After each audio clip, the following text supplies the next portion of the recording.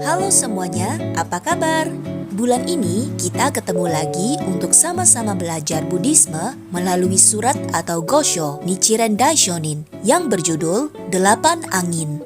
Wah, angin apa tuh yang dimaksud di sini? Dan seperti apa ya latar belakang singkat dari Gosho 8 Angin ini? Begini ceritanya. Semuanya masih ingat kan dengan salah satu murid unggul Nichiren Daishonin yang bernama Shijo Kingo. Surat yang kita akan bahas kali ini adalah surat balasan dari Daishonin untuk Shijo Kingo dan diperkirakan ditulis pada tahun 1277. Seperti yang pernah kita pelajari sebelumnya, Shijo Kingo merupakan seorang samurai yang bekerja sebagai abdi untuk salah satu penguasa daerah Kamakura di Jepang saat itu. Dan tuan atau majikannya Shijo Kingo ini bernama Emma. Beberapa tahun sebelumnya, setelah Daishonin dibebaskan dari pengasingan di Pulau Sado, Shijo Kingo berupaya untuk mengajak Tuan Emma untuk ikut menjadi murid Daishonin dan memeluk kepercayaan pada ajaran Sutra Bunga Teratai. Namun, hal ini membuat Tuan Emma menjadi tersinggung. Saat itu, Tuan Emma adalah pengikut setia sekte Shingon yang ajarannya sangat bertentangan dengan ajaran Daishonin. Karena pengabdian Shijo Kingo yang sungguh-sungguh kepada ajaran Sutra Bunga Teratai dan sebagai murid setia Daishonin, dia mengalami penganiayaan dan rintangan yang bertubi-tubi. Bayangkan saja, mulai dari rakyat biasa hingga pejabat dan penguasa, banyak sekali yang membenci dan memfitnah Daishonin serta ajarannya dan juga kepada murid-muridnya.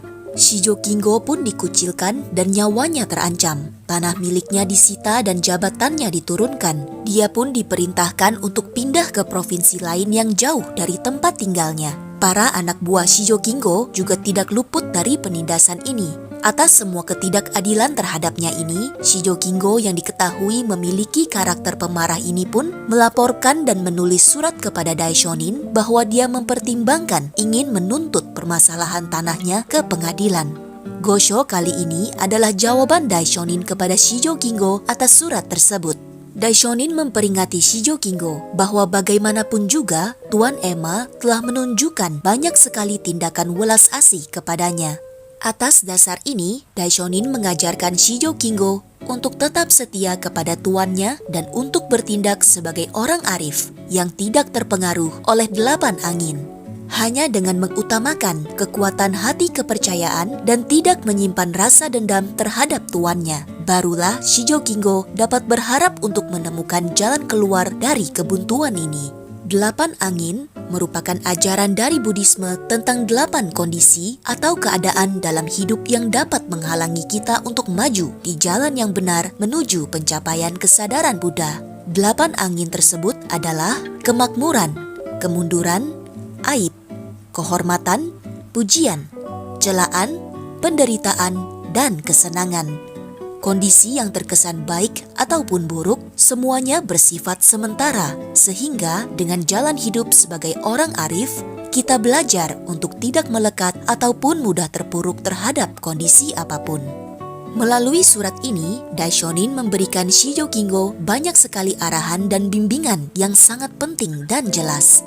Salah satunya adalah agar Shijo Kingo selalu mengutamakan akal sehat dan suasana jiwa yang tinggi, bertindak sesuai ajaran Buddhisme, dan menanamkan doa yang sesuai dengan hati guru. Daishonin juga menghimbau agar tidak melanjutkan permasalahannya ke pengadilan dan tetap bertahan melayani tuannya dengan sepenuh hati. Pada bagian akhir dari surat ini pun, Daishonin mengajarkan Shijo Kingo untuk selalu berperilaku yang baik dan penuh martabat, dan jangan terpengaruh oleh keserakahan ataupun kemarahan. Surat ini betul-betul menunjukkan kepedulian dan welas asih dari Daishonin yang sangat tinggi untuk kebahagiaan muridnya. Singkat cerita, beberapa tahun kemudian, Shijo Kingo akhirnya menang mengatasi badai rintangannya. Dia berhasil mendapatkan kepercayaan dari Tuan Emma, tanah miliknya dikembalikan dan dilipat gandakan. Bahkan, Tuan Emma pun akhirnya ikut menjadi murid Daishonin. Setelah mengikuti semua nasihat dan bimbingan dari Daishonin, Shijo Kingo sungguh-sungguh membuktikan kemenangan yang sangat besar. Nah, bagaimana menurut Anda? Kalau kita berada di posisi Shijo Kingo, kira-kira kita akan bertindak seperti apa ya? Setiap hari kita pasti mengalami banyak kejadian. Jadi gimana sih caranya supaya kita tidak terpengaruh oleh 8 angin ini?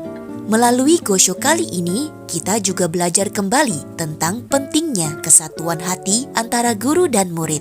Jadi, kalau doa yang selaras dengan hati guru barulah bisa terkabulkan, lalu doa kita harus seperti apa ya? Mari kita diskusi dengan gembira di pertemuan Chiku kita kali ini. Terima kasih banyak semuanya.